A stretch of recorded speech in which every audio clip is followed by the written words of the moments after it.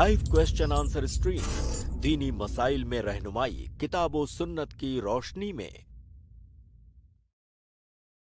अस्सलामु अलैकुम व रहमतुल्लाहि व बरकातुहू। अल्हम्दुलिल्लाहि रब्बिल आलमीन वस्सलातु वस्सलामु अला रसूलिहिल करीम व मन तबिअहुम बिइहसानिन इला यौमिद्दीन अम्मा बाद। मैं आप तमाम भाइयों और बहनों का इस्तकबाल करता हूँ, आपको खुशामदीद कहता हूँ हमारी लाइव क्वेश्चन एंड आंसर्स की इस स्ट्रीम में।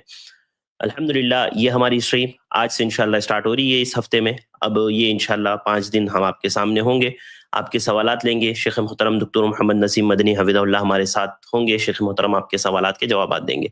तो मेरे भाइयों और बहनों से गुजारिश करता हूं मैं कि आप लोग ज़रूर हमारी स्ट्रीम ज्वाइन करें। इंशाल्लाह अभी कुछ सेकंड्स में इंशाल्लाह लिंक हम लोग पिन कर देंगे और यहाँ पर लिंक कमेंट में डाल देंगे। आप उस लिंक से डायरेक्ट हमारे साथ ज्वाइन हो सकते हैं और इंशाल्लाह सवालात कर सकते हैं। मैं आप लोगों को एक और बार बता दूं कि अल्हम्दुलिल्लाह i+ TV का ज्वाइन बटन हमने ओपन कर दिया है, तो आप ज्वाइन बटन दबा करके भी i+ TV का सपोर्ट कर सकते हैं इंशाल्लाह, और जो है मंथली i+ TV के आप सपोर्टर्स बन सकते हैं।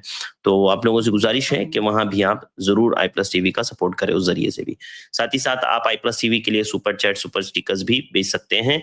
इंशाल्लाह ये इस चैनल को आगे बढ़ाने में, इस प्रोग्राम को आगे बढ़ाने में आप लोगों की तरफ से ताउन होगा। तो लिंक अल्हम्दुलिल्लाह हमने पिन कर दी है और इस लिंक से डायरेक्ट आप हमारे साथ ज्वाइन हो सकते हैं इस स्ट्रीम में और शेख मोहतरम से अपने मसाइल का हल दरियाफ्त कर सकते हैं। तो आइए बिला ताखिर शेख मोहतरम को ऐड करते हैं और जो है इस्तकबाल करते हैं और फिर इंशाल्लाह सवालात का सिलसिला शुरू करेंगे। अस्सलाम वालेकुम रहमतुल्लाहि व बरकातुहू। शेख वालेकुम अस्सलाम व रहमतुल्लाहि व बरकातुहू। बहुत शुक्रिया शेख ज्वाइन होने के लिए, वक्त देने के लिए। शेख इजाज़त है तो सवालात का सिलसिला शुरू करें? जी बिस्मिल्लाह। तो आइए सवालात का सिलसिला शुरू करते हैं। आज सबसे पहले हमारे गेस्ट है जैद शेख, मैं आपको ऐड कर रहा हूँ। इंशाल्लाह इसके बाद मैं शाहरुख शेख को ऐड करूँगा। अस्सलामु अलैकुम व रहमतुल्लाहि व बरकातुहू। वालेकुम अस्सलाम व रहमतुल्लाहि व बरकातुहू। शेख हमारा सवाल एक कभी ये जो लाड़की बहन योजना जो गवर्नमेंट का जो स्कीम चल रही है जी, उसमें शेख उनका ऐसा कहना है कि हर जो औरत है 21 साल के ऊपर की उसको जो है 1500 पर महीना मिलेगा। तो जी। उसमें शेख उन्होंने एक ऐसा रखा है कि 2,50,000 से कम इनकम होना चाहिए साल का, फैमिली इनकम मतलब पूरे फैमिली का इनकम 2,50,000 से कम होना चाहिए। और हमारे केस में शेख ऐसा है कि हम अभी हमारा इनकम फिलहाल बंद है मेरा, और हमारे अहलिया का जो है इनकम चालू है अल्हम्दुलिल्लाह, वो हलाल तरीके से कमा रहे हैं और वो साल का जो है 2,50,000 के ऊपर जाता है। तो जब हम फॉर्म फिल अप कर रहे हैं शेख, तो वहाँ पे सिर्फ वो हमारा मतलब हस्बैंड का जो है इनकम सर्टिफिकेट मांगते हैं प्रूफ के लिए, वहाँ पर वाइफ का नहीं मांगते हैं। तो इस हालत में शेख क्या ये इनकम गवर्नमेंट से 1,500 रुपए लेना हमारे लिए हलाल रहेगा? बिस्मिल्लाह अल्हम्दुलिल्लाह वस्सलातु वस्सलामु अला रसूलिल्लाह। ये गवर्नमेंट के एक स्कीम के बारे में पूछ रहे हैं जिसका नाम है शायद लाडली बहन या इस तरह कुछ करके, जो माशाल्लाह महाराष्ट्र में चल रहा है। और वो बता रहे हैं कि इसमें गवर्नमेंट की जानिब से ये शर्त है कि ये इस स्कीम से फ़ायदा वही औरत उठा सकती है जिसकी फैमिली का सालाना इनकम 2.5 लाख या उससे कम हो। उससे अगर ऊपर है तो आप उसमें नहीं आते हैं, फ़ायदा नहीं उठा सकते। तो आप सिर्फ ये पता कर लीजिए कि क्या इसमें इस इनकम में, इस दायरे में बीवी का इनकम भी शामिल है या सिर्फ शौहर का इनकम मुराद है। अगर बीवी का इनकम भी शामिल है या फैमिली के किसी भी फर्द की जानिब से उसकी कमाई से इनकम हो रहा है और उसका शुमार होता है तो फिर आप नहीं ले सकते। लेकिन अगर बीवी का इनकम उससे खारिज है, यहाँ मुराद शौहर का इनकम है, तो जाहिर है आप ले सकते हैं। तो आप उसे आसानी के साथ किसी से पता कर सकते हैं कि ये जो खाना है, इनकम की जो शर्त है वो कौन, उससे क्या मुराद है। क्या बीवी का इनकम भी मुराद है या सिर्फ शौहर का इनकम। अगर बीवी का इनकम भी मुराद है तो आपके कहने के मुताबिक आपकी बीवी का इनकम 2.5 लाख से ऊपर है सालाना, तो फिर वो नहीं ले सकती, आपके घर की कोई भी बच्ची वगैरह नहीं ले सकती। جی شیخ، وہ اینیول فیملی انکم بولتے ہیں، مطلب پورے فیملی کا انکم آپ کے. فیملی کاؤنٹ کرتے ہیں شیخ. اس میں جو ہمی پتر آتا ہے اس میں باقاعدہ لکھا ہوتا ہے کہ ماجیا کٹمب سے، یعنی میرے خاندان کی جو سیلری ہے، میرے پورے فیملی کی جو سیلری ہے وہ 2.5 لاکھ سے کم ہے. کیا اس میں بیوی کی سیلری بھی شامل ہے؟ جی شیخ، وہ شامل ہو جائے گی پورے فیملی کے انکم کے مطابق. ہاں، تو اگر وہ شامل ہے تو نہیں لے سکتے. ہاں یہ ہے کہ اگر آپ کو شک ہے تو آپ پتہ کر لیجئے اس کی جو آفیسیں وغیرہ ہوتی ہیں وہاں جا کے. جی شیخ. جی شیخ. شیخ ایک چھوٹا ایک سوال اور ہے، کروں؟ جی کر لیجئے. جی کر لیجئے جلدی سے. جی، لاسٹ کوشچن آنسر سیشن میں نے سنا تھا کہ اللہ کا دیدار ہوگا جنت میں، جو آپ نے آنسر دیے تھے. تو شیخ اس میں نے ایک حدیث پڑھا کہ ہر جنتی کو تو اللہ کا دیدار ہوگا، اور میں نے ایسے بھی ایک حدیث پڑھا تھا کہ ہر جمعہ ایک سیپریٹ وہ لگے گی جس میں اللہ کا دیدار ہوگا، ہر جمعہ، ہر فرائیڈے. تو اس بارے میں شیخ تھوڑی روشنی ڈالی.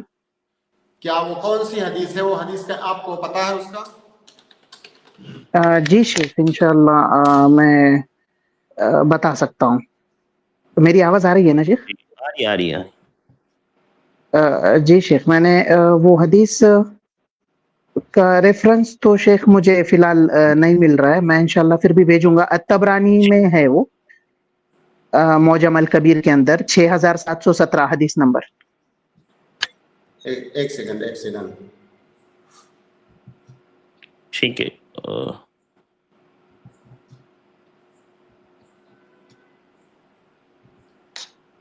ایسا ہے، آپ تھوڑی دیر کے بعد آئیں.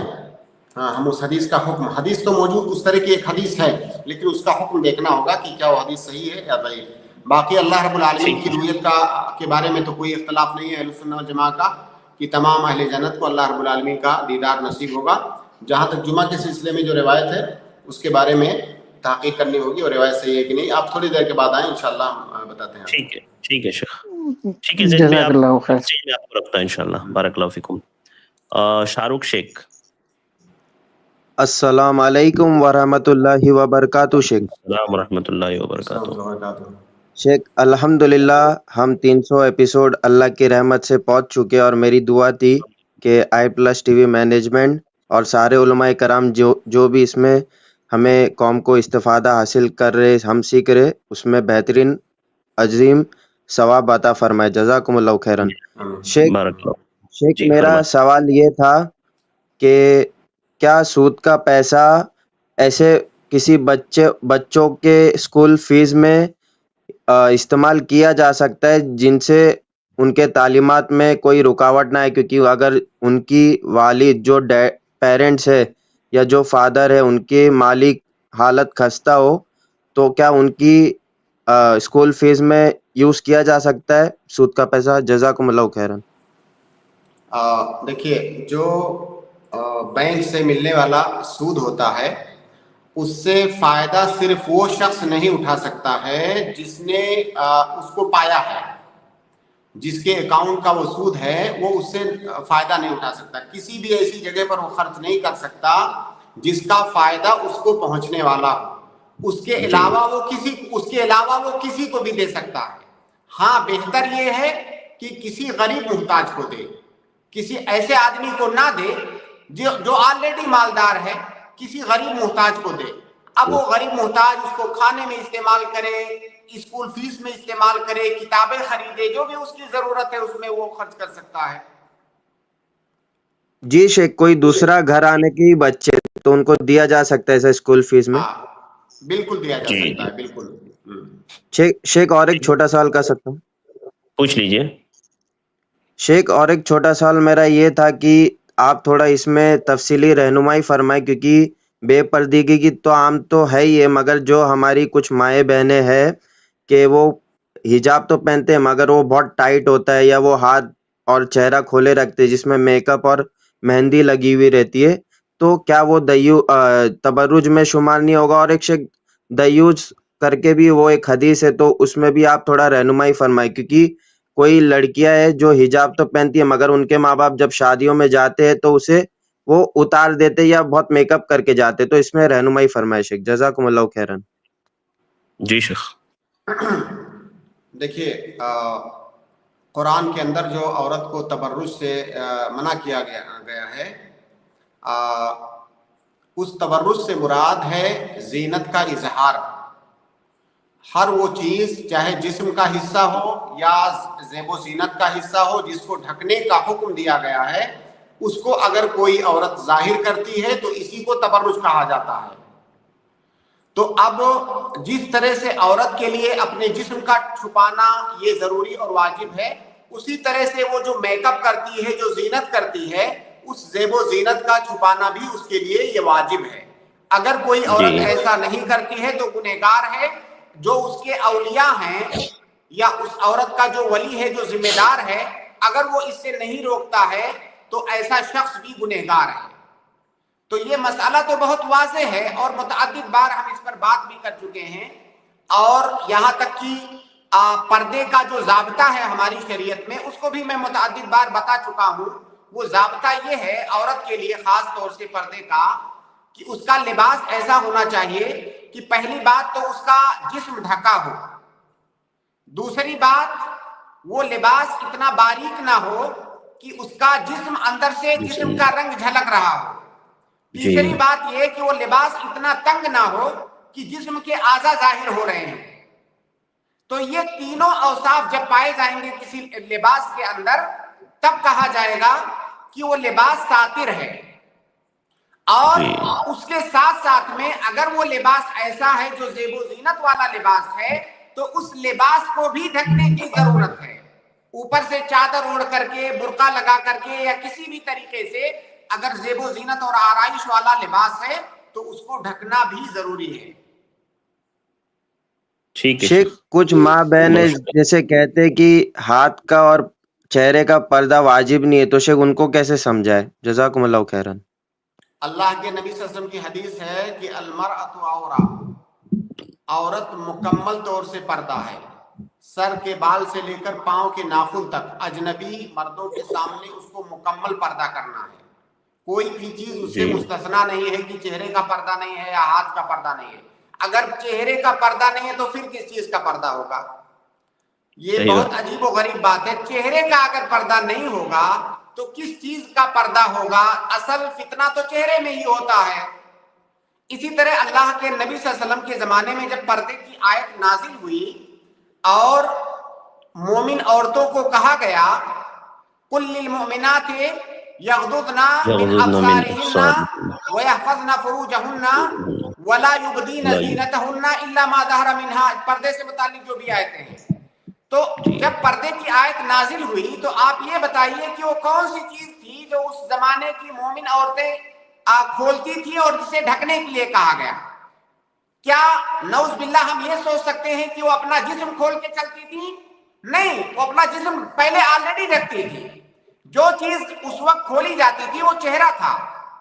इसी तरह इसीलिए आयशा रज़ियल्लाहु तआला अन्हा का वो वाक़या आप देखेंगे, जो ग़ज़वे तबूक का वाक़या इसका मसला है, उसमें जब वो सहाबी जो सफ़वान इब्न मुअत्तल थे, जब वो आए तो जो है उन्होंने अम्मा आयशा रज़ियल्लाहु तआला अन्हा को पहचान लिया और वो कहती हैं कि उन्होंने हिजाब से पहले मुझे देखा था।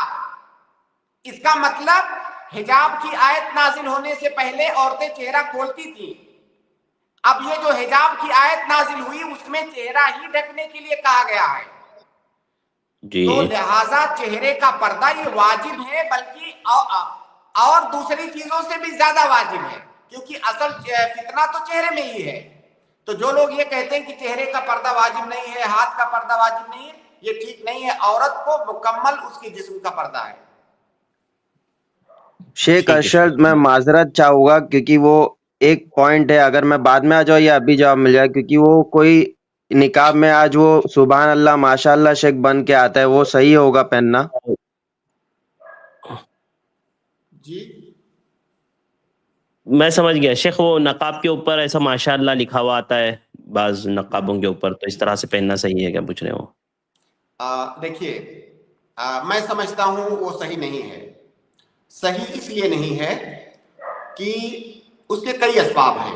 एक सबब तो ये है कि अल्लाह रब्बुल आलमीन का नाम लिखा हुआ है, लफ्ज़ जलाला लिखा हुआ है अल्लाह, اور آپ اپنے کپڑے پر اس کو لکھواتے ہیں، اس کی توہین ہوتی ہے. کئی دفعہ وہ کپڑا ایسی جگہوں پر رکھتے ہیں آپ دھونے کے لیے یا مختلف کاموں کے لیے، ایسی جگہوں پر وہ کپڑا رکھتے ہیں جہاں پر اس چیز کی توہین ہوتی ہے. آپ اس کو پہن کر کے بسا اوقات ٹوائلٹ وغیرہ میں بھی جاتے ہیں، تو پہلی بات تو یہ کہ اس کی توہین ہوتی ہے جو کہ جائز نہیں ہے، اس کا احترام لازم ہے لفظ الجلالہ کا. دوسری بات یہ کہ اگر ہم آپ سے پوچھیں کہ آپ اس کو کیوں لکھواتے ہیں، یا آپ کے برقعے پر، نوز پیس پر یا نقاب پر ماشاء اللہ تبارک اللہ لکھوانے کا مقصد کیا ہے، تو ظاہر ہے کوئی نہ کوئی تو جواب آپ کے پاس ہوگا. اگر آپ یہ کہتے ہیں کہ ہم اس سے تبرک حاصل کرتے ہیں، تو ہم کہیں گے کہ تبرک حاصل کرنے کا یہ طریقہ شریعت نے ہمیں نہیں بتایا ہے. تبرک یہ ایک عبادت ہے اور عبادت کے لیے دلیل ہونی چاہیے. تبرک حاصل کرنے کے جو طریقے ہیں وہ طریقے ہماری شریعت نے بتائے ہیں، تو اس سے تبرک حاصل نہیں کیا جا سکتا، یہ جو ہے بدعت ہے. اور اگر آپ یہ کہتے ہیں کہ اس کو لٹکانے سے ہم نظر بد ہم کو نہیں لگے گی، جسے ماشاء اللہ تبارک اللہ ہم نے لکھوا رکھا ہے تو ہم نظر بد سے بچ جائیں گے، جو ہے سحر سے بچ جائیں گے، اس طرح کی چیزوں سے بچ جائیں گے، تو گویا کہ پھر یہ تمیمہ ہے، تعویذ ہے، جو کہ جائز نہیں ہے ہماری شریعت میں. اور اگر آپ یہ کہتے ہیں کہ ہم اس کو خوبصورتی کے لیے لکھوائے ہوئے ہیں، تو یہ بھی جائز نہیں ہے. اللہ کا نام اس لیے نہیں ہے یا قرآن کی آیتیں اس لیے نہیں ہیں کہ آپ اس کو کپڑے پر لکھ کر کے زینت اختیار کریں، خوبصورتی حاصل کریں. اللہ کا نام ذکر کرنے کے لیے ہے، قرآن کی آیت پڑھنے کے لیے، سمجھنے کے لیے، اس پر عمل کرنے کے لیے ہے، نہ کہ زیب و زینت کے لیے ہے. تو لہٰذا یہ لکھوانا کسی بھی طرح سے جائز نہیں ہے. بہت بہت شکریہ شیخ، جزاکم اللہ خیرا. السلام علیکم. السلام ورحمۃ اللہ وبرکاتہ. اس کے بعد میں اگلے گیسٹ قاسم عمری کو ایڈ کر رہا ہوں، آپ اپنا سوال کریں. السلام علیکم ورحمۃ اللہ وبرکاتہ. السلام ورحمۃ اللہ وبرکاتہ. عقیقہ کا بکرا مدرسے کو دے سکتے ہیں کیا؟ جی سر، عقیقے کا بکرا مدرسے کو دے سکتے ہیں. عقیقے کا بکرا مدرسے کو جی دے سکتے ہیں، کیا پوچھ رہے ہیں؟ ہاں جی. دیکھیے بھائی، عقیقے کا مطلب یہ ہوتا ہے کہ آپ اس بکرے کے مالک ہیں، آپ اس بکرے کے مالک ہیں اور مالک رہتے ہوئے آپ کو اس بکرے کو ذبح کرنا ہے. جب آپ نے مدرسے کو دے دیا، آپ اس کے مالک نہیں رہ گئے، آپ نے صدقہ کر دیا. آپ کے پاس بکرا تھا، آپ نے مدرسے کو صدقہ کر دیا، اب آپ اس کے مالک نہیں رہے. اب اگر مدرسے والے اس بکرے کو کاٹ کے کھائیں گے تو وہ آپ کی ملکیت ہی نہیں ہے، تو عقیقہ کیسے ہوگا؟ لہٰذا اس بکرے کو اپنی ملکیت میں رکھتے ہوئے اس کو ذبح کرنا ہے. اگر آپ کو شوق ہے کھلانے کا، آپ عقیقہ کرنے کے بعد مدرسے والوں کو بلا کے کھلا دیجئے، ان کے یہاں گوشت بھیجوا دیجئے. ٹھیک ہے، جزاک اللہ. ٹھیک ہے، بارک اللہ فیکم، بہت شکریہ. ترمزل میں آپ کو ایڈ کر رہا ہوں. السلام علیکم ورحمۃ اللہ وبرکاتہ. سے وعلیکم السلام ورحمۃ اللہ وبرکاتہ. جی شیخ، میرا سوال ہے کہ ایک لڑکا اور ایک لڑکی بھاگ کے نکاح کر لیے تھے ولی کے بغیر، جو ہے ایک دیوبند مولوی نے نکاح پڑھا دیا تھا. تو اسی طرح مطلب وہ لوگ آپس میں تعلقات قائم کر لیتے ہیں اور ایک بچہ بھی ہو گیا.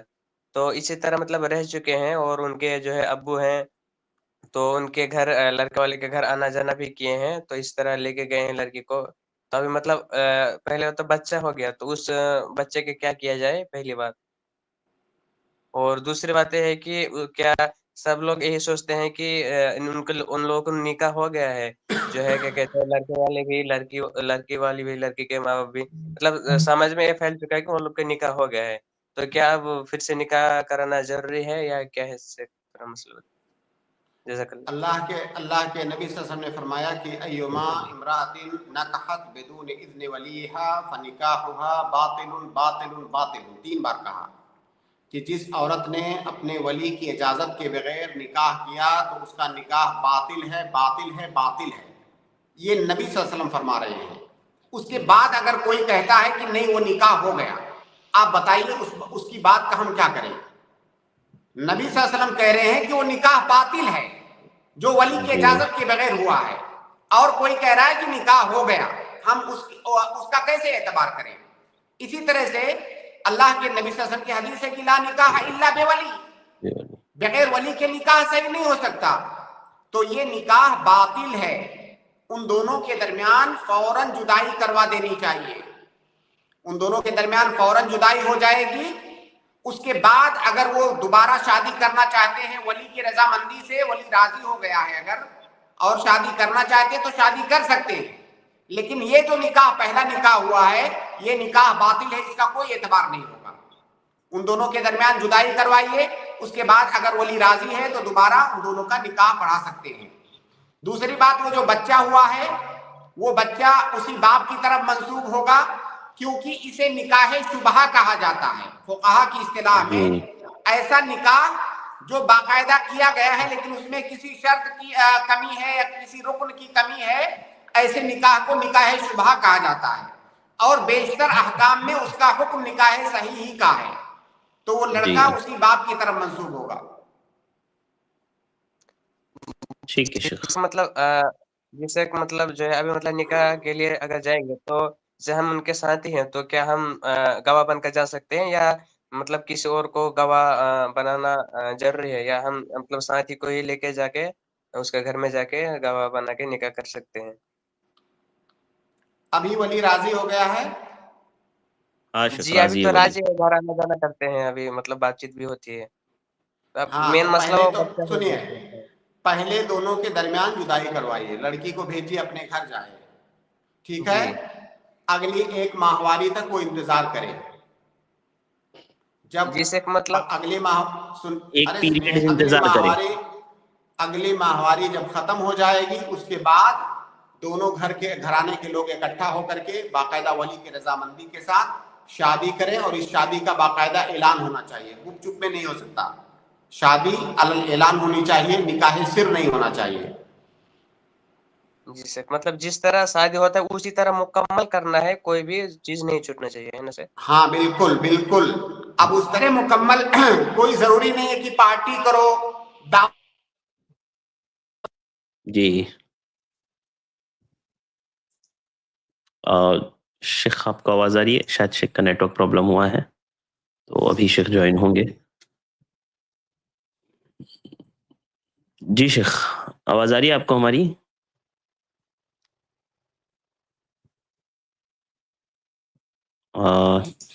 ٹھیک ہے، ابھی میں شیخ کو جوائن کروں گا. سرمد بھائی امید ہے آپ کو جواب مل گیا ہوگا نا؟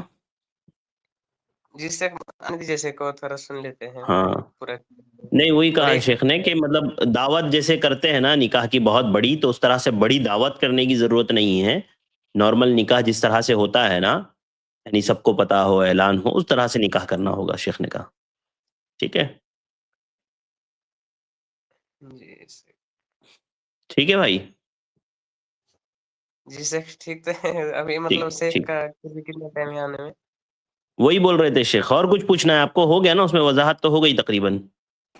اور ایک جی شیخ سوال آواز آ رہی ہے آپ کو؟ جی شیخ ہاں سننا. جی ٹھیک ہے شیخ، ان کا جواب کمپلیٹ ہو گیا تھا نا شیخ آپ کی طرف سے؟ جی جی کمپلیٹ ہے. جی شیخ ہاں اور ایک سوال ہے. پوچھ لیجیے جلدی سے. جس سے پر ایک سوال ہے کہ جیسے بیوی کے رضامندی کی مطلب باہر کمانا جانا کیسا ہے؟ اگر بیوی چاہے کیوں نہیں گھر پہ ہی رہے، مطلب گھر پہ ہی کام کرو، اس طرح سے ٹھیک کہے، ہے، لیکن واضح ہے سوال. باہر جا شیخ کے بیوی کام کی کرے تو اجازت، بیوی نہ چاہے تو باہر جا سکتے ہیں کیا کام کرنے کے لیے؟ دیکھیے، بیوی کی رضامندی ضروری نہیں ہے باہر جانے کے لیے، باہر کام کرنے کے لیے. ہاں کچھ مہینوں کے بعد 4 مہینہ 6 مہینہ بعد فقہ نے 4 مہینہ بعد فقہ نے 6 مہینہ بتایا ہے، اگر بیوی کہے کہ آپ کو آنا ہے تو اسے آنا ہوگا، ورنہ بیوی کی رضامندی ضروری نہیں ہے. جیسا کہ جزاک اللہ. السلام علیکم ورحمۃ اللہ وبرکاتہ. وعلیکم السلام ورحمۃ اللہ وبرکاتہ. سسٹر سمیہ آپ اپنا سوال کریں.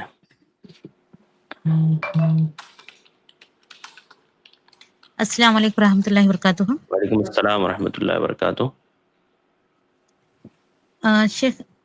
شیخ میری آواز آ رہی ہے؟ جی جی آ رہی ہے. शेख मेरा सवाल ये है, अब घर में हम दरूद शरीफ ब्लूटूथ से डालते हैं, तो हम चलते फिरते काम भी करते हैं तो दरूद शरीफ कभी सुनते हैं कभी नहीं सुनते, तो वो चलते रहता है, क्या अब सल्लल्लाहु अलैहि वसल्लम का नाम बार बार रिपीट तो होता है, हम दरूद नहीं पढ़ते, क्या इसका गुनाह होगा? दरूद रिकॉर्डेड है और उसको आप चालू कर देते हैं? जी शेख। हाँ जी जी जी, रिकॉर्डेड।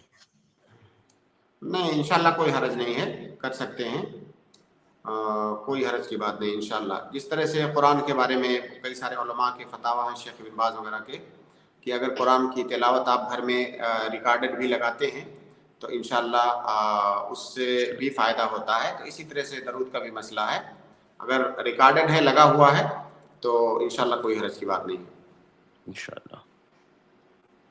जी शेख, मेरा और एक सवाल है, पूछ लूं शेख? अब एक पूछ लीजिए। सवाल पूछ लो। जी शेख, मेरा लड़का 13 साल का है, वो मेंटली रिटार्डेड है, उसके इलाज के लिए हमें बहुत कोशिश करे, और मेरे शौहर है ना, वो दरगाह को जाते हैं, किसी ने बताया वहां जाने गए तो ठीक हो जाता, मैं लाख कहने पे वो नहीं सुनते शेख, मैं कितना बोली तो भी नहीं सुनते। वो कहते हैं कि 1 साल मेरा साथ दो, अगर 1 साल के तक नहीं अच्छा हुआ तो मैं जाना छोड़ दूंगा करके। अब मेरे शौहर को मैं उस चीज से बचाने के लिए मैं क्या उनका साथ दे सकती हूँ कि 1 साल के लिए? नहीं, बिल्कुल उसके बाद मैं भी वापस से लौट कर आ जाऊंगा, अगर नहीं हुआ तो वापस आ जाऊंगा। आप बताइए, किसने गारंटी लिया हुआ है कि आप 1 साल जिंदा रहेंगे? अगर ये शिर्क करते हुए अगर मौत हो गई तो शिर्क का गुनाह तो अल्लाह रब्बुल आलमीन माफ भी नहीं करेगा, अल्लाह का वादा है।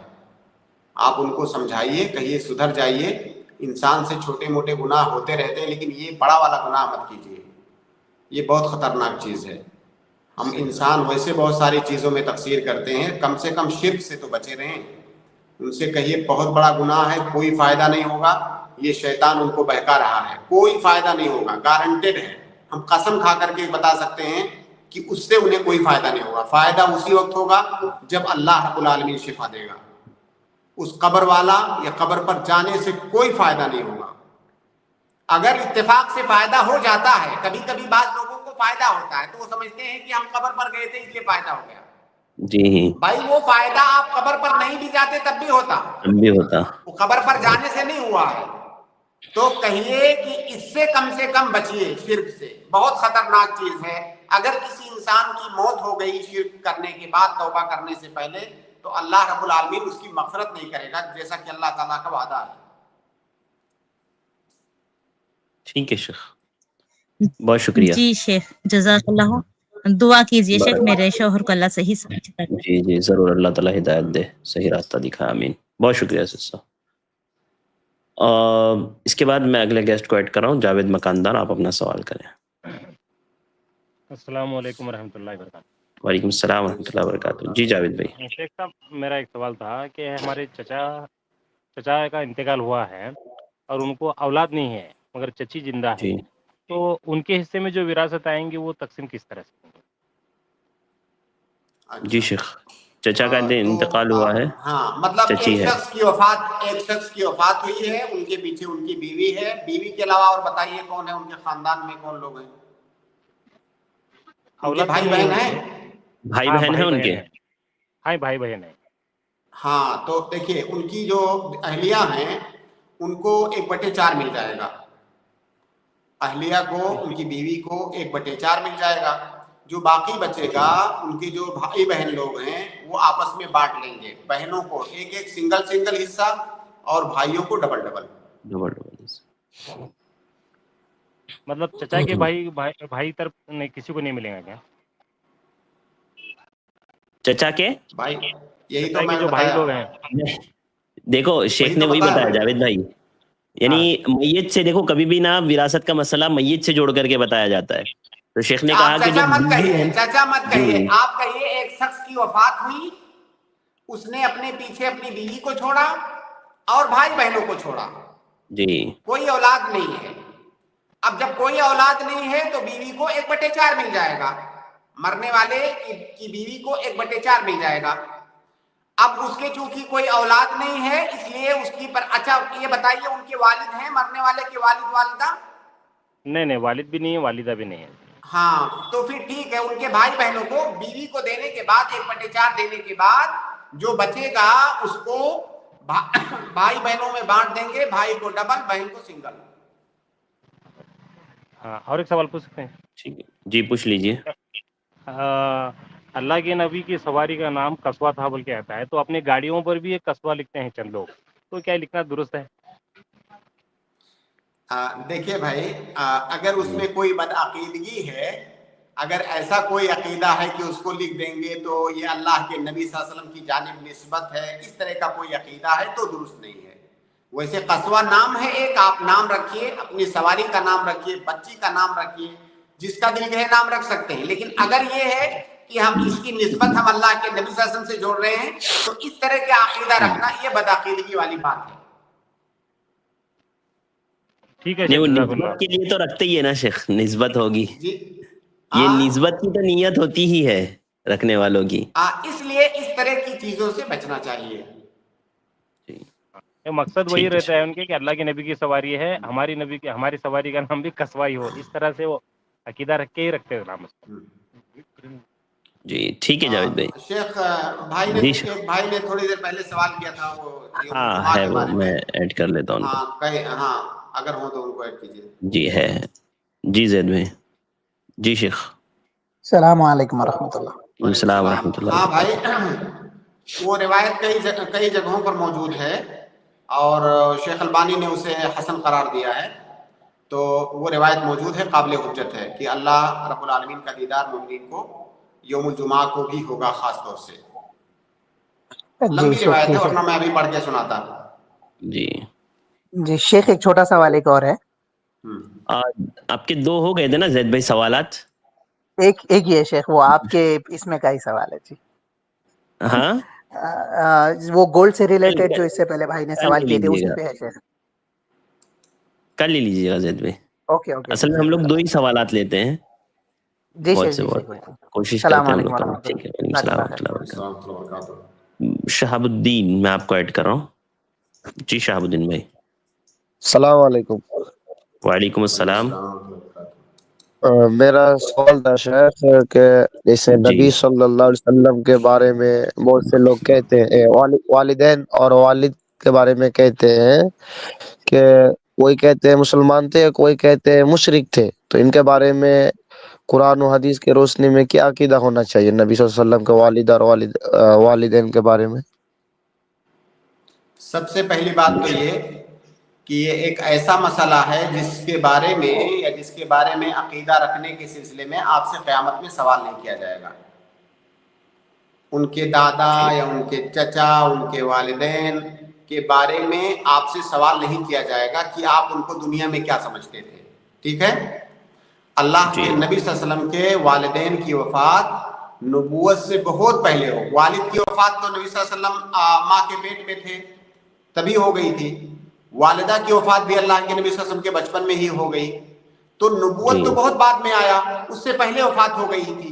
तो अब अगर कोई ये समझता है या कोई ये अकीदा रखता है कि वो मुसलमान है, वो दीन जो अल्लाह के नबी सल्लल्लाहु अलैहि वसल्लम लेकर के आए उस दीन को मानने वाले हैं, तो ये कैसे मुमकिन है ये चीज? बाकी उनका मामला अल्लाह रब्बुल आलमीन के हवाले है, हम उस बारे में क्यों जाए जो है बहस करने। ये इस मसले के बारे में आपसे पूछा नहीं जाएगा। जी शेख, जज़ाकल्लाह। और दूसरा सवाल था, जैसे नबी सल्लल्लाहु अलैहि वसल्लम के बारे में कुछ लोग अकीदा रखते हैं कि वो जिंदा है, लेकिन हाँ हम अहले हदीस है तो हम जितना मुझे इल्म है कि हम लोग भी समझते हैं कि कब्र में नबी सल्लल्लाहु अलैहि वसल्लम जिंदा होते हैं। तो वो लोग भी जिंदा कहते हैं, लेकिन जिंदा से मुराद क्या है, दुनियावी या आखिरत बरज़खी? देखिए, दुनिया में कोई भी इंसान जिसकी वफात होती है वो इस दुनिया से आलम बरज़ख में जाता है, और बरज़ख में उसकी एक जिंदगी है, वो जिंदा होता है। लेकिन बरज़ख में उसकी जिंदगी कैसी है उसके बारे में बहुत मामूली चीजें, कुछ बातें बताई गई हैं, उसके अलावा और कुछ नहीं बताया गया। बरज़ख का मतलब ये होता है पर्दा। अब वो जिंदगी हमारे और उस जिंदगी के दरमियान पर्दा है, हम उसके बारे में हमें मालूमात नहीं है। तो अगर कोई ये मुराद ले कि अल्लाह के नबी सल्लल्लाहु अलैहि वसल्लम आलम बरज़ख में जिंदा हैं, तो ये तो हर इंसान जिंदा है आलम बरज़ख में। ایسا نہیں کہ صرف اللہ کے نبی صلی اللہ علیہ وسلم زندہ ہیں, تو عالم برزخ میں سب زندہ ہوتے ہیں, لیکن وہ لوگ جو کہتے ہیں کہ اللہ کے نبی صلی اللہ علیہ وسلم زندہ ہیں, باقاعدہ اللہ کی نبی صلی اللہ علیہ وسلم کی زندگی کے لیے وہ چیزیں ثابت کرتے ہیں جو دنیاوی زندگی میں ہوتی ہیں. جی بھائی وہ تو کہتے ہیں کہ اللہ کے نبی صلی اللہ علیہ وسلم ان کی مجلسوں میں حاضر ہوتے ہیں اور پتہ نہیں کون کون سے عقیدہ رکھتے ہیں. تو وہ لوگ برزخی, اگر صرف برزخی زندگی کی بات کرتے تو اختلاف والی کوئی بات ہی نہیں تھی. وہ تو سارے لوگ مانتے ہیں کہ برزخ میں زندہ ہیں, لیکن وہ برزخی زندگی کی بات نہیں کرتے ہیں, وہ دنیاوی زندگی کے اوصاف اللہ کے نبی صلی اللہ علیہ وسلم کے لیے ثابت کرتے ہیں. نبی کے قبر میں جا کر کوئی سلام پڑھتے ہیں تو کیا وہ سلام کے جواب دیتے ہیں؟ جی بالکل, اللہ کے نبی صلی اللہ علیہ وسلم کی حدیث ہے, کئی حدیثیں ہیں اس بارے میں. اللہ کے نبی صلی اللہ علیہ وسلم نے کہا کہ جب سلام جو مجھ پر سلام کرے گا تو تمہارا سلام مجھ تک پہنچایا جائے گا. جہاں سے بھی سلام, ایسا نہیں ہے کہ قبر کے پاس کرو گے تبھی پہنچایا جائے گا, آپ یہاں سے درود و سلام پڑھتے ہو, اللہ کے نبی صلی اللہ علیہ وسلم کو پہنچتا ہے. ٹھیک ہے, جزاک اللہ خیر. السلام علیکم ورحمۃ اللہ. وعلیکم السلام ورحمۃ اللہ. کرامت علی, آپ اپنا سوال کریں. السلام علیکم سے خیریت ہے؟ وعلیکم السلام ورحمۃ اللہ وبرکاتہ. فرمائے بھائی. سیک میرا کوشچن دیوالی سے ریلیٹڈ ہے. جیسے کہ جس کمپنی میں کام کرتے ہیں وہ مسلم کمپنی تھی, اور دیوالی اب اگلے سال پوچھیے گا, بونس بھی دیا ہے اور کچھ گفٹ بھی دیا, جیسے سر انہوں نے سویٹ دیا, یہ ہے گھر میں رکھا ہوا ہے سر اس کا مٹھائی کے میں کیا کروں, پوچھنا چاہتا ہوں سے. مٹھائی کے بارے میں مت پوچھیے گا اور کسی بارے میں پوچھیے. مٹھائی کے بارے میں کیا کروں شیخ پوچھ رہے ہو؟ جیسے کہ ٹھیک ہے, دیکھیے بھائی جی کوئی بھی چیز, کھانے پینے والی چیز جس کا تعلق شرکیہ اور کفریہ عقیدے سے ہے, شرکیہ اور کفریہ تہوار سے ہے, وہ چیز ہم قبول نہیں کریں گے. یہ سیدھی سی بات ہے, یہ ہمارے دین اور ایمان کا مسئلہ ہے, اور ہمارے قبول کرنے یا نہ کرنے سے ان پر کوئی فرق پڑنے والا نہیں ہے. بھائی آپ مجھے کھانے کے لیے کوئی چیز دے رہے ہو, اگر میں نہیں کھاؤں گا تو اس سے آپ کا کون سا نقصان ہو جائے گا, یا میں کھا لوں گا تو آپ کا فائدہ کیا ہو جائے گا؟ تو یہ میسج کیوں نہ آپ پہنچا پائیں, یہ تمام لوگوں کی بات ہے, تمام مسلمانوں کی, جو جن کو مٹھائی کھانے کی بہت للک ہے, وہ یہ میسج کیوں نہیں پہنچا پاتے ہیں کہ آپ کی مٹھائی کھا لینے سے آپ کا کیا فائدہ ہو جائے گا, یا میں نہیں کھاؤں گا تو آپ کا نقصان کیا ہو جائے گا, جبکہ ہمارے دین کا, ہمارے ایمان کا نقصان ہے. تو یہ درست نہیں ہے, بات بہت بار آ چکی ہے, اور میرے خیال سے بار بار اس کو ریپیٹ کرنے سے کا کوئی مطلب نہیں بنتا ہے. ٹھیک ہے, جزاک اللہ خیر, بہت شکریہ بھائی, جزاک اللہ خیر. ابو عدنان, میں آپ کو ایڈ کراؤں, آپ اپنا سوال کریں. جی السلام علیکم ورحمۃ اللہ وبرکاتہ. وعلیکم السلام ورحمۃ اللہ وبرکاتہ. شیخ میرا سوال یہ ہے کہ کیا کتے کو اپنی جان کی حفاظت کے لیے گھر میں پال سکتے ہیں؟ جیسے ایک بھائی نے بتا رہے تھے کہ ہمارے گھر میں بھالو وغیرہ آتے ہیں, ویسے جانور آتے ہیں, تو ان کی اپنی جان کی حفاظت کے لیے کتے کو پال سکتے ہیں. جیسے کہ مال کی حفاظت کے لیے تو معلوم ہے کہ مال کی حفاظت کے لیے پال سکتے ہیں, تو یہ ویسے اپنی جان کی حفاظت کے لیے. دیکھیے, کتے کو اپنی جان کی حفاظت کے لیے, مال کی حفاظت کے لیے, اگر آپ کے پاس مویشی ہیں ان کی حفاظت کے لیے, اگر آپ کے پاس کھیتی باڑی ہے اس کی حفاظت کے لیے آپ کتے کو پال سکتے ہیں. جی اللہ کے نبی صلی اللہ علیہ وسلم کی اس میں حدیث سے, میں آپ کو حدیث کے الفاظ سناتا ہوں. اللہ کے نبی, جی ایک سیکنڈ شیخ. جی شیخ, ٹھیک ہے انشاءاللہ. میں دیکھ رہا ہوں کچھ لوگ کمنٹس میں بھی کر رہے ہیں, تو دیکھیں انشاءاللہ ممکن تو نہیں ہو پاتا ہے. اللہ کے نبی صلی اللہ علیہ وسلم نے بتایا, اللہ کے نبی صلی اللہ علیہ وسلم نے فرمایا کہ صحیح بخاری اور مسلم کی روایت ہے, من اقتنى كلبا الا كلبا ضاريا لصيد او كلب ماشية فانه ينقص من اجره كل يوم قيراتان. اللہ کے نبی صلی اللہ علیہ وسلم نے کہا, جس نے کتا پالا شکاری کتے کے علاوہ یا جانوروں کی حفاظت کرنے والے کتے کے علاوہ کوئی کتا پالا, تو اس کے اجر میں سے روزانہ 2 قیرات کم ہو جائے گا. اور دوسری روایت میں اس کے علاوہ بھی دیگر مصالح کا ذکر ہے. تو اگر کتے کو کوئی رکھوالی کے لیے، اپنی رکھوالی، اپنے جان و مال کی رکھوالی، کھیتی کی رکھوالی، جانوروں کی رکھوالی کرنے کے لیے پالتا ہے تو جائز ہے. جی شیخ میں جی شیخ جزاک اللہ خیر. ایک اور میں سوال پوچھ سکتا ہوں؟ 2 ہو گئے ابو عدنان بھی نا آپ کے، انشاءاللہ کل لے لیجیے گا اگلا سوال، کل لے لیجیے گا انشاءاللہ. ٹھیک، جی بہت شکریہ، شکریہ. جزاک اللہ خیر. وعلیکم السلام. توقیر اختر آپ اپنا سوال کریں بھائی. السلام علیکم ورحمۃ اللہ وبرکاتہ. وعلیکم السلام ورحمۃ اللہ وبرکاتہ. جیسے ہم سفر کا آغاز کرتے ہیں 9 بجے کے آس پاس یا 8 بجے کے آس پاس ہم نکلتے ہیں سفر کو، اور اپنے مقام پر پہنچ گئے ظہر یا عصر کے وقت پر. کسی وجہ سے جیسے یہ سفر میں تو کافی سہولیت رہتی ہے ہمارے کو کہ ہم قصر بھی کر لیں، جمع کر لیں، لیکن بہرحال وہ نماز کسی وجہ سے چھوٹ گئی، ہماری قضا ہو گئی. واپس ہم اپنے گھر پہ پہنچتے ہیں مغرب کے وقت پہ، تو جو چھوٹی ہوئی نماز ہے وہ کیا گھر پہ پہنچنے کے بعد 2 رکعت ہی پڑھنی ہے یا پوری پڑھنی ہے؟ پہلی بات تو سوال بھائی آپ کا پہلے ہونا چاہیے، اس پہلے والا سوال ہونا چاہیے. سوال یہ ہے کہ کیا چھوڑنا جائز ہے؟ جیسے کئی سارے لوگ یہ کہتے ہیں شیخ کہ ہم سفر میں جاتے ہیں ٹرین میں یا کہیں کسی بھی پبلک ٹرانسپورٹ سے جاتے ہیں تو ہمیں پریشانی ہوتی ہے، حالات صحیح نہیں ہیں، حالات کرونا ہوتے ہیں. ہم کئی دفعہ کہیں پر خطرہ ہوتا ہے، ہم نماز پڑھنے لگیں گے تو کوئی شر پسند آ کر کے ہنگامہ کرنے لگے، اس طرح کی سچویشن ہوتی ہے تو ہم نماز پورے دن کا نماز ڈیلے کر کے رکھتے ہیں، شام میں جا کر پورا اکٹھا پڑھ لیتے ہیں. تو دیکھیے بھائی، ہماری شریعت میں ایک قاعدہ ہے کہ المشقۃ تجلب التیسیر، معروف قاعدہ ہے، اس کی شرح میں نہیں جانا چاہتا. اس کا خلاصہ مطلب یہ ہے کہ جب بھی آپ کو کوئی مشقت لاحق ہوتی ہے، ایسی مشقت جس کو آپ تحمل نہیں کر سکتے، تو آپ کی شریعت آپ کو آسانی دیتی ہے. جی ایک دوسرا قاعدہ ہے، امام شافعی کا قول بھی ہے کہ اذا ضاق الامر اتسع واذا اتسع ضاق. اس کا مطلب یہ ہے کہ جب آپ کے اوپر تنگی آتی ہے تو شریعت آپ کے لیے آسانی پیدا کرتی ہے.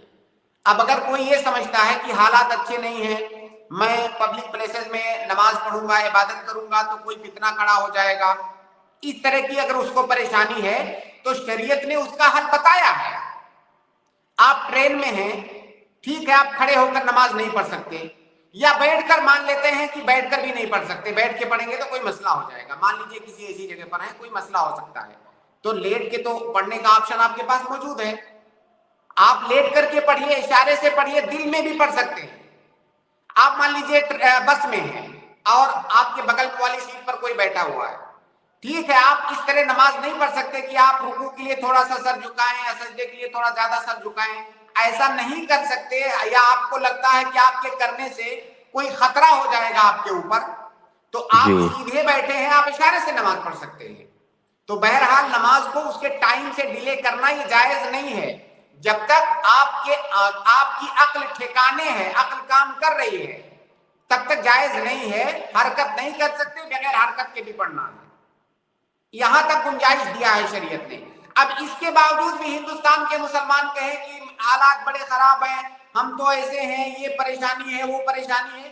بھائی شریعت کو سمجھیے، آپ کی شریعت نے جو آسانیاں آپ کو دی ہیں نا، بہانے کا کوئی موقع نہیں ہے کہ ہم ایسا نہیں کر سکتے، ویسا نہیں کر، ہر چیز شریعت نے ہر طرح کے حالات میں جینا سکھایا ہے.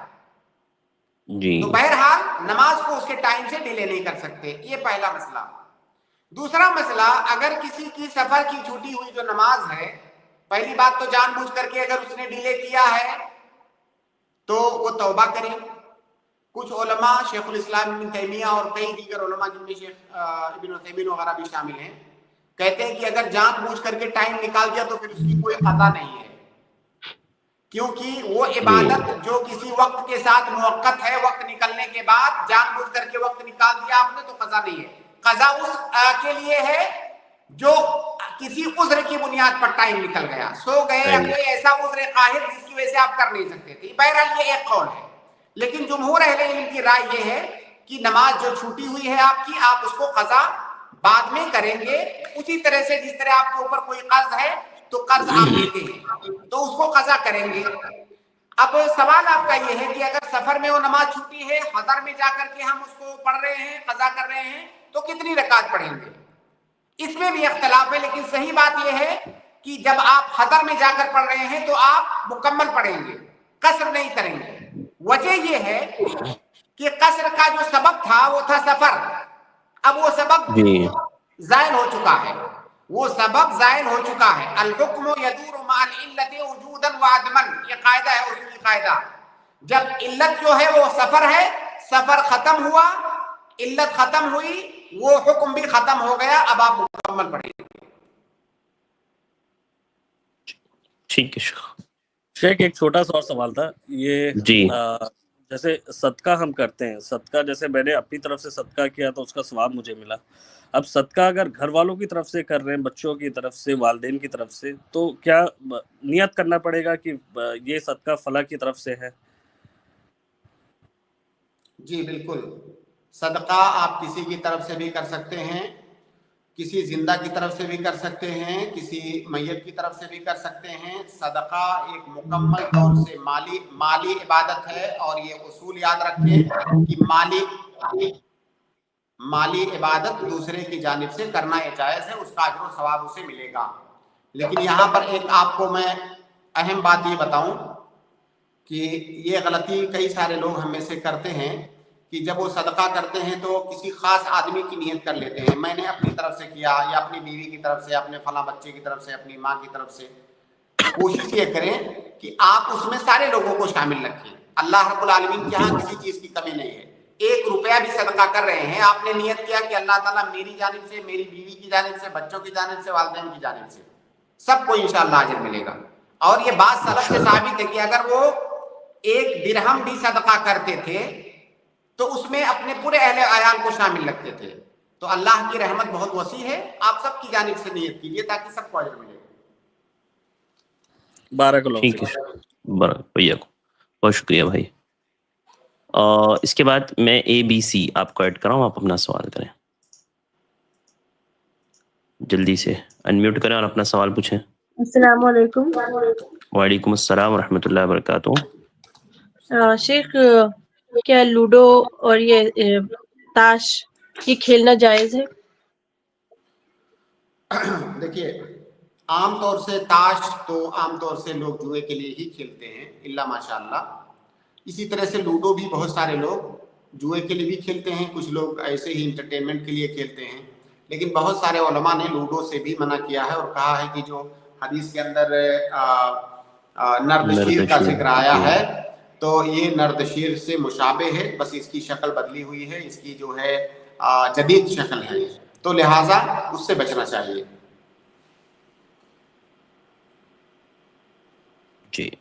جی سر، ٹھیک ہے۔ اور اس کے بعد وہ جی آپ کو جواب مل گیا ہے؟ جی شکریہ، جزاک اللہ خیر، بارک اللہ فیکم، بہت شکریہ۔ محمد عفیف، آپ کا ڈیوائس ناٹ کنیکٹڈ دکھا رہا ہے، تو کائنڈلی آپ اپنے مائک اور کیمرے کا الاؤ کریں تو آپ کا ڈیوائس کنیکٹ ہوگا۔ محمد فاروق، جی فاروق صاحب جلدی سے انمیوٹ کریں۔ جی السلام علیکم ورحمۃ اللہ وبرکاتہ۔ وعلیکم السلام ورحمۃ اللہ وبرکاتہ۔ جی شیخ، سفر کو لے کے ہی میرا بھی ایک سوال ہے، کوئی دن مقرر ہے کیا؟ جیسے میرا کبھی سفر 5 دن کا ہوتا ہے، کبھی 10 دن کا ہوتا ہے، تو قصر کرنے کا کتنے دن تک ایسا کوئی فکس ہے کیا؟ یہ پوچھنا تھا۔ اور اس میں لیڈیز کا کیا حکم ہے؟ لیڈیز اپنے مطلب سفر میں ہی ہے، وہ گھر پہ قصر ہی کریں گے؟ اور سنتوں کا کیا ہے؟ سنت نمازیں پڑھنا ضروری ہے یا وہ بھی چھوڑ سکتے ہیں؟ دیکھیے، پہلی بات تو سفر کی کوئی مسافت طے نہیں ہے شریعت میں کہ اتنے کلومیٹر جائیں گے تو سفر کہا جائے گا، اب آپ قصر کریں، اب آپ جمع کریں۔ سفر کی کوئی مسافت، کوئی دوری شریعت نے فکس نہیں کیا ہے، اس کا تعلق عرف سے ہے۔ جس زمانے میں، جس علاقے میں، جن حالات میں جتنی دور جانے کو سفر کہا جاتا ہے اس پر سفر کا اطلاق ہوگا، اور وہاں پر سفر کی جتنی بھی رخصتیں ہیں، چاہے جمع ہو قصر ہو، وہ انسان کرے گا۔ تو اور یہ مسئلہ کئی بار میں اس پر بات کر چکا ہوں، مثالیں دے کر میں نے بات کیا ہے کہ آج سے 100 سال پہلے اگر 50 کلومیٹر جانے کو سفر کہا جاتا رہا ہوگا تو آج 50 کلومیٹر جانا تو جو ہے آدمی معمولی کام کے لیے 50 کلومیٹر چلا جاتا ہے۔ تو حالات کے اعتبار سے وہ جو ظروف ہیں جہاں پر آپ ہیں یا اس مسافت کو طے کرنے میں جو مشقت ہے، یہ ساری چیزیں دیکھتے ہوئے ہر زمانے میں سفر کا اطلاق الگ الگ دوریوں پر ہوتا ہے.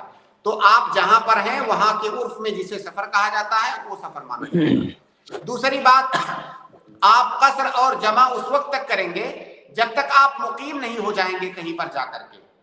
اب کتنے دن وہاں آپ ٹھہرے تو آپ مقیم کہلائیں گے، اس کا تعلق بھی عرف سے ہے. وہاں کے عرف میں لوگ کتنے دن ٹھہرنے کو اقامت کہتے ہیں. تو اس کی تحدید دن سے نہیں کی گئی ہے کہ 4 دن 5 دن 10 دن. جتنا دن ٹھہرنے کو وہاں کے لوگ اقامت کہتے ہیں، اگر اتنا دن ٹھہر گئے آپ تو مقیم ہو گئے. اب آپ قصر نہیں کریں گے، اب آپ جمع نہیں کریں گے. تو دونوں چیزوں کا تعلق وہاں کے عرف سے ہے، نہ تو مسافت سے اس کا تعلق ہے نہ تو اس کا تعلق دن سے ہے. اور سنتوں کے بارے میں آپ نے سوال کیا. سفر کی حالت میں جو سنن رواتب ہیں، یعنی فرض نماز سے پہلے اور بعد کی جو سنتیں ہوتی ہیں جنہیں سنن رواتب کہا جاتا ہے، جن کی تعداد 12 ہے 5 وقت میں ملا کر کے. اللہ کے نبی صلی اللہ علیہ وسلم کی سنت ہے کہ آپ فجر کے علاوہ کوئی بھی سنت راتبہ سفر کی حالت میں نہیں پڑھتے تھے، لہٰذا اس کو نہ پڑھنا یہ سنت ہے. سفر کی حالت میں سنن رواتب کو نہ پڑھنا یہ سنت ہے. یعنی ثواب کب ملے گا؟ نہ پڑھنے پر ثواب ملے گا. ہاں، فجر کی سنت اللہ کے نبی صلی اللہ علیہ وسلم سفر میں بھی نہیں چھوڑتے تھے. اسی طرح سے وتر کا مسئلہ ہے، وتر کی نماز بھی آپ سفر میں بھی نہیں چھوڑتے تھے، اسے پڑھتے تھے. باقی جو سنن رواتب ہیں انہیں نہیں پڑھنا ہے، یہی سنت ہے.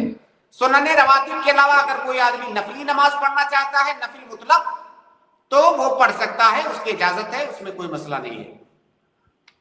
ٹھیک ہے شیخ جی. لیڈیز کے لیے کیا بھائی؟ جو حکم مرد کے لیے ہے وہی حکم عورت کے لیے بھی ہے، کوئی فرق نہیں ہے. ٹھیک ہے. ٹھیک ہے شکریہ، جزاک اللہ خیر، بارک اللہ. السلام علیکم ورحمۃ اللہ وبرکاتہ. نالج اپنا سوال کریں. السلام علیکم ورحمۃ اللہ وبرکاتہ. وعلیکم السلام ورحمۃ اللہ وبرکاتہ. شیخ میں جاب کر رہا ہوں تو اور گھر سے کافی دور ہوں، تو یہاں پہ جہاں ہم رہتے ہیں وہ ایک پی جی ہے، اس میں میں ایک روم میٹ کے ساتھ رہ رہا ہوں جو نان مسلم ہے، اور کافی زیادہ نان مسلمز ہیں یہاں پہ. تو اور جاب میں بھی نان مسلم سے زیادہ کام کرنا پڑتا ہے، تو مسلمس تو وہاں پہ بہت کم ہے. تو اس کا کیا ہوگا؟ مطلب میرا رہنا صحیح ہے نان مسلمس کے ساتھ ان کے بیچ میں اور ملنا جلنا؟ دیکھیے، رہنے میں کوئی دقت نہیں ہے. اگر اس رہنے کی وجہ سے آپ کے دین پر، آپ کے ایمان پر کوئی خطرہ ہے، یا ان کے ساتھ رہنے سے آپ اپنے دین سے دور ہوں، تب یہ غلط ہے. رہنا غلط تھوڑی ہے. ایسا تھوڑی ہے کہ غیر مسلم کے بیچ میں نہیں رہ سکتے. بالکل آپ رہ سکتے ہیں. اپنی شناخت آپ باقی رکھیے. جو آپ کے اوپر دین کی طرف سے جو واجبات عائد ہیں ان واجبات کو آپ ادا کیجیے. ہاں، اگر کسی کو لگتا ہے کہ میں وہاں رہوں گا تو بددین ہو جاؤں گا اور جو ہمارے اوپر فرائض ہیں ان کی ادائیگی نہیں کر پاؤں گا، یا حرام کاموں میں ملوث ہو جاؤں گا، تو پھر اس کا مسئلہ دوسرا ہے. ورنہ رہنا اصلاً یہ حرام نہیں ہے، بالکل رہ سکتے ہیں. لیکن ضروری ہے کہ آپ جو ہے واجبات کی پابندی کریں، محرمات سے اجتناب کریں. ٹھیک ہے شیخ، بہت شکریہ شیخ. وقت ہمارا کمپلیٹ ہوا، تو یہیں پر آج کی اسٹریم کو ہم لوگ ختم کرتے ہیں. بہت شکریہ وقت دینے کے لیے. انشاءاللہ کل کی اسٹریم میں دوبارہ ملاقات ہوگی. شیخ بارک اللہ فیکم. السلام علیکم. اس کے بعد میں اپنے بھائیوں اور بہنوں کا شکر گزار ہوں، معذرت خواہ ہوں جن بھائی بہنوں کا نمبر نہیں آ پایا. انشاءاللہ کل آپ لوگ تشریف لائیں، انشاءاللہ کل آپ لوگوں کو ضرور میں ایڈ کروں گا. آج کے لیے بس اتنا ہی. یہیں پر ہمارے وقت ختم ہوتا ہے اور ہم آپ سے الوداع کہتے ہیں. انشاءاللہ کل کی اسٹریم میں دوبارہ آپ لوگوں سے ضرور ملاقات ہوگی. آپ لوگ ضرور تشریف لائیے گا. مجھے دیجیے اجازت. السلام علیکم ورحمۃ اللہ وبرکاتہ.